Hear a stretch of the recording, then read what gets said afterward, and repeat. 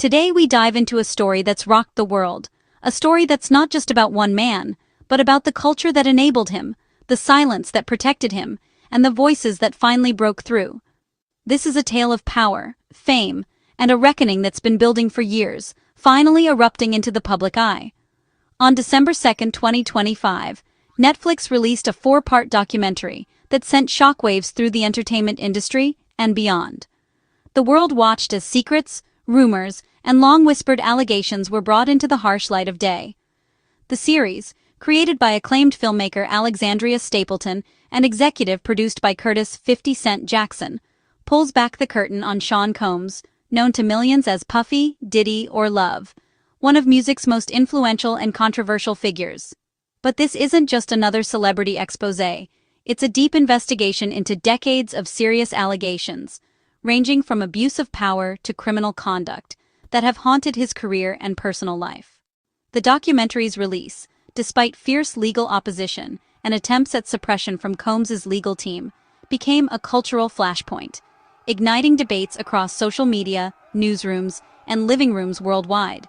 It forces us to confront the legacy of a man who shaped hip-hop and pop culture for over 30 years, now facing the shattering of his carefully crafted public image. Combs is already serving a prison sentence for a 2024 conviction, with more civil lawsuits and criminal investigations looming on the horizon, threatening to further unravel his empire. The series brings these accusations into the light, using exclusive interviews, never-before-seen archival footage, and a trove of legal documents to build a comprehensive, unflinching portrait of a fallen icon.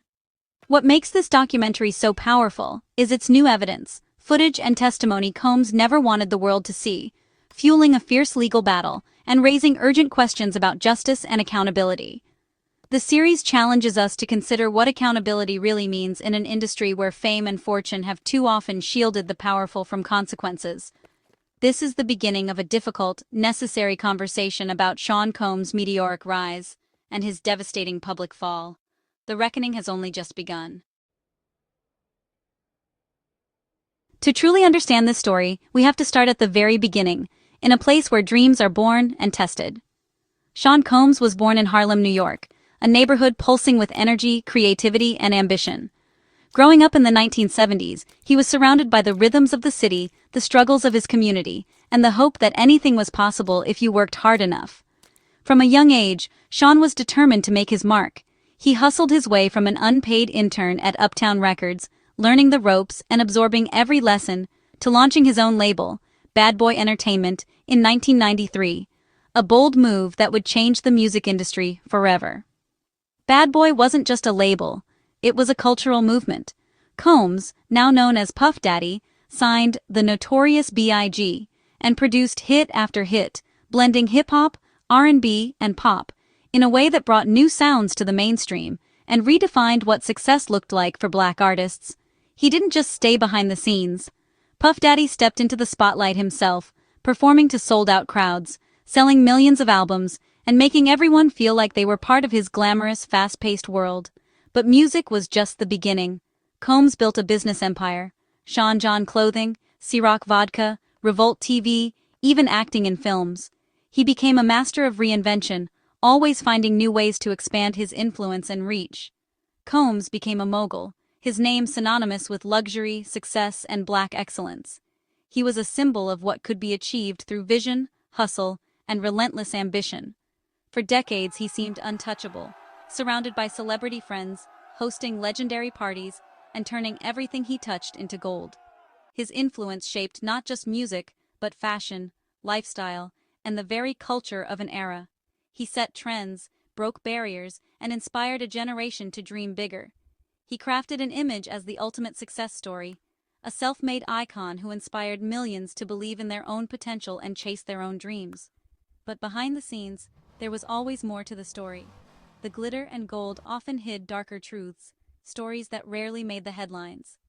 This documentary forces us to re-examine the man behind the empire, to look past the legend and confront the reality. It's time to ask difficult questions and confront what was hidden under the gold, because every empire has its secrets. As Combs built his empire, his rise was marked by relentless ambition and a keen sense for opportunity. He became a household name, celebrated for his business acumen and musical innovation. But behind the glitz and glamour, a different story was taking shape. Rumors of a darker side persisted, whispered in back rooms and echoed in the industry's corridors. Whispers that grew louder as his fame soared. Over time, these murmurs turned into a roar, as criminal and civil accusations began to mount, casting a long shadow over his legacy. In July 2024, Combs was convicted of transportation to engage in prostitution, serving a 50-month sentence, though acquitted of racketeering. The verdict sent shockwaves through the entertainment world, raising questions about accountability at the highest levels. But that's just one piece of a much larger puzzle, a single chapter in a saga filled with controversy and unanswered questions. The documentary delves into numerous civil lawsuits from former partners, employees, and artists, alleging rape, sex trafficking, and violence. These cases, often settled quietly, reveal a pattern of alleged abuse and exploitation that spans decades. Cassie Ventura's 2023 lawsuit, settled quickly, brought shocking abuse allegations to light, especially after hotel surveillance footage surfaced. The footage ignited public outrage and forced a new reckoning with Combs' public image. Other accusers like Joy Dickerson-Neal and Rodney Jones alleged drugging, assault, and a pattern of intimidation and control. Their stories, though often overlooked, add to the growing chorus demanding justice. The film revisits older incidents, like a deadly 1991 basketball game stampede and a 1995 shooting, events that left scars on the community and raised suspicions about Combs' involvement. And even rumors of involvement in Tupac Shakur's murder, a mystery that continues to haunt hip-hop culture and fuel speculation. The documentary weaves these threads into a chilling narrative of unchecked power, exploring how influence can shield even the most serious allegations from scrutiny.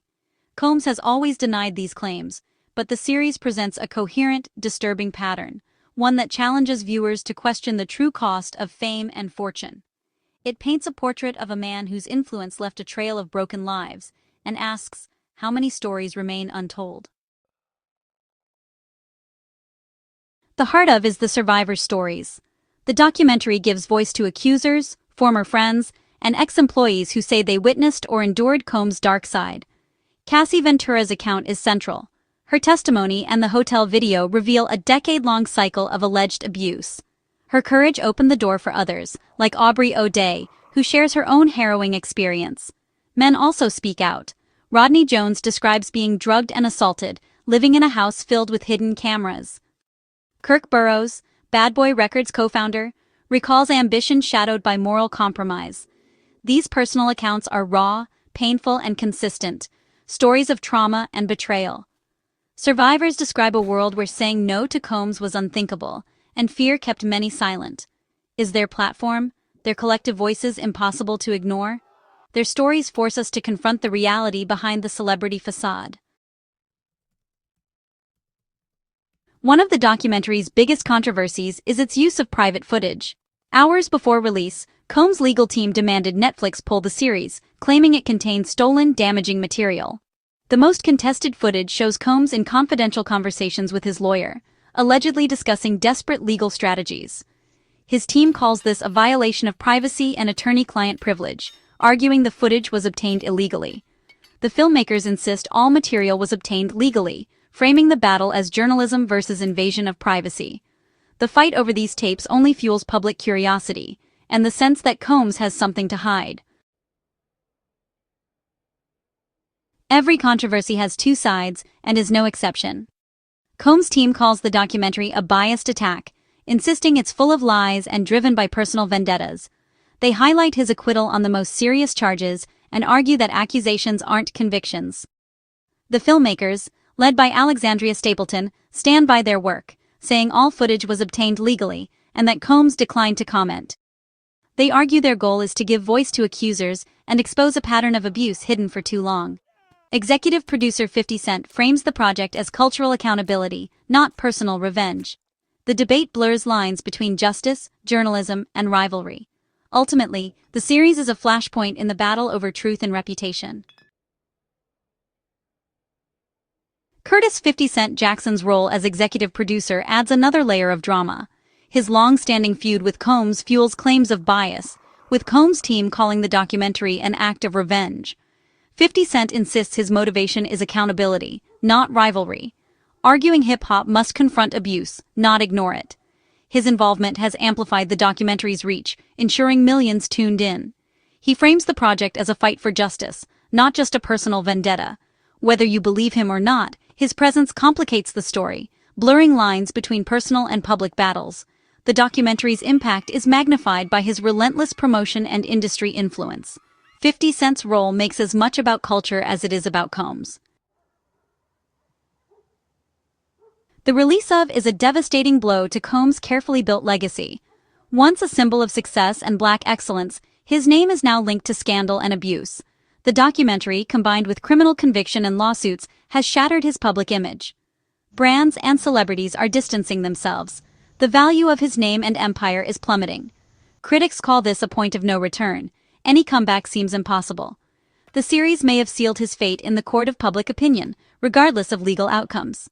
For a new generation, Combs' story is now a cautionary tale about unchecked power. The empire he built stands on shaky ground, forever changed by this reckoning. Is about more than one man. It's a mirror for our culture. It asks hard questions about power, fame, and accountability in entertainment and beyond.